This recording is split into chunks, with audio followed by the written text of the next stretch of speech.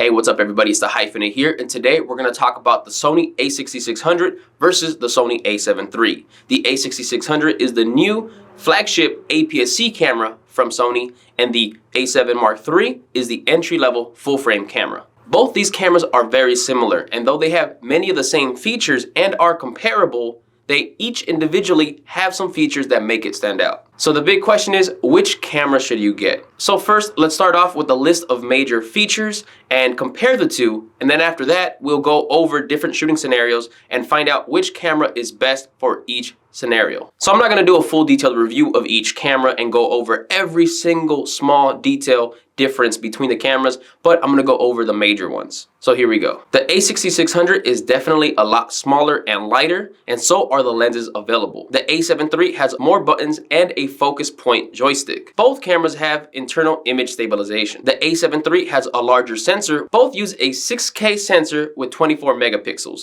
though the a7 III has a newer backside illuminated sensor. The a6600 has the latest Sony autofocus tech, and that is definitely the best in the industry, especially with its continuous eye autofocus and subject tracking, both in photo and video. The a6600 has a flip-up screen that allows you to see the screen from the front of the camera. It also tilts down more than the a7 III, so you can actually get a better view from overhead shots. The a7 III only has a tilt screen that can only be seen from the back of the camera. The a6600 does not have a record limit for video, so you can press record and it will go as long as your memory card or battery will last. The a7 III has a 30-minute limit, so it'll stop at 30 minutes of recording, making you have to manually press the record button once again to continue. The a6600 is currently the only APS-C camera that uses the new Sony NP-F-Z batteries that are incredible. They record continuous 4K video for about 2 hours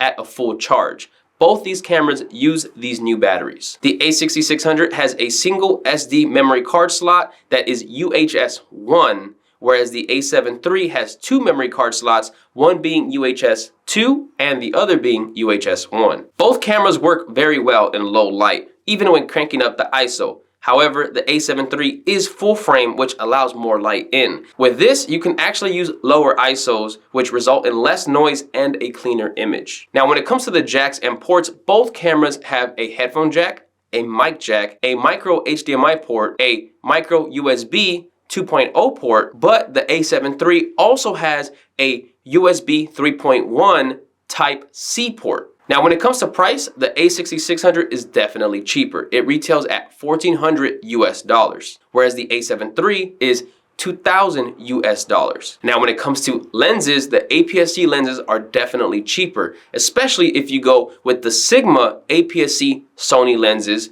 that work really great but are way cheaper than the actual Sony native lenses. So those are the major features of both cameras. Now, both cameras work amazingly well, and they can both be used for video and photo in a wide variety of applications. However, there are certain shooting scenarios that I recommend one camera over the other.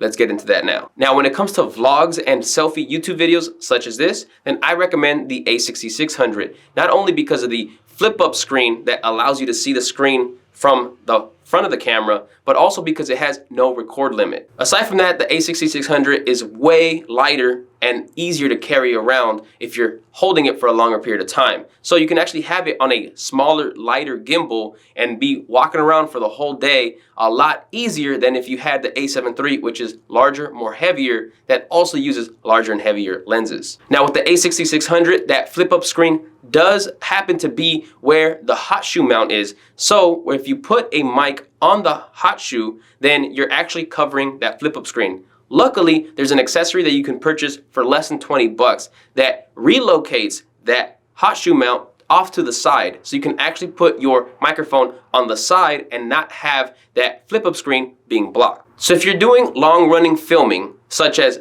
events like weddings, quinceañeras, or if you're doing interviews, or if you're doing podcasts, then I also recommend the a6600.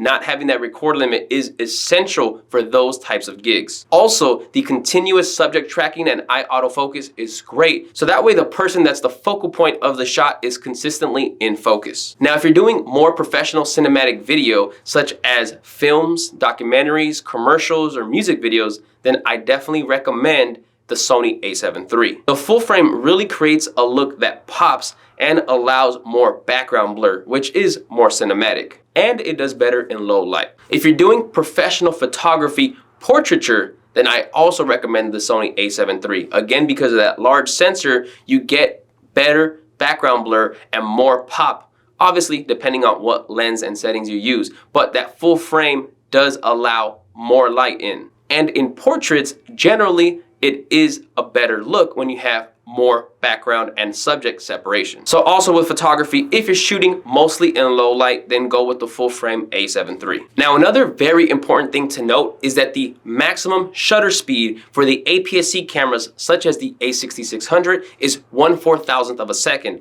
whereas for full frame, like the a7 III, it's 1/8000th of a second. Now, if you're shooting in bright environments like outdoors and it's sunny, and you're using a very fast lens with a very wide aperture, let's say an f1.4, shooting outdoors at 1/4000th of a second, you'll probably still be blowing out highlights. And the only way to cut down light is to use an ND filter. Whereas with the a7 III, which is full frame, allowing you to go to 1/8000th of a second, you're able to cut more light and still be able to shoot wide outdoors on a bright day without it getting overblown highlights. So if you're shooting in bright environments at fast, wide apertures, then I recommend the a7 III, unless you're okay with getting an ND filter and using that consistently. Now, when it comes to event photography, such as weddings, ginses, and more, I recommend the a7 III because of what I just mentioned with the light, but also because it has more buttons, has the focus point joystick, and has 2 memory card slots so that you can instantly back up your data onto a second memory card. Any other photography that's not portraits or events, then I think the a6600 can do just as great as the a7 III. When it comes to street and travel photography or videography, then I definitely recommend the Sony a6600. With also having smaller and lighter lenses available, it's definitely better for carrying around. The other thing that I want to mention is that Sony has a new zoom lens coming out for APS-C cameras. It's a 16 to 55mm f2.8 constant. Now, this lens looks great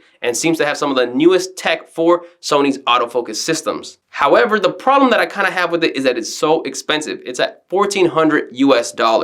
Pair that with the a6600, you're looking at $2,800. If you're gonna go with that combo, then I actually recommend going with the Sony a7 III with the Tamron 28-75 lens. You get a lot more bang for your buck going with that system, where it's only $80 more. It comes out to $2,880 US.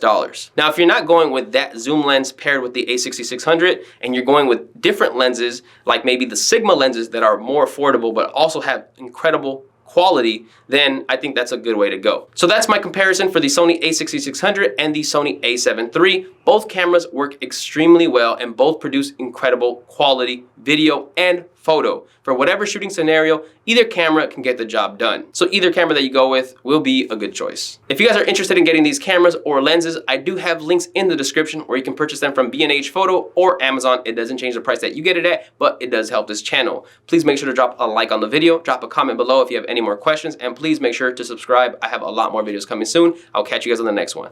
Peace.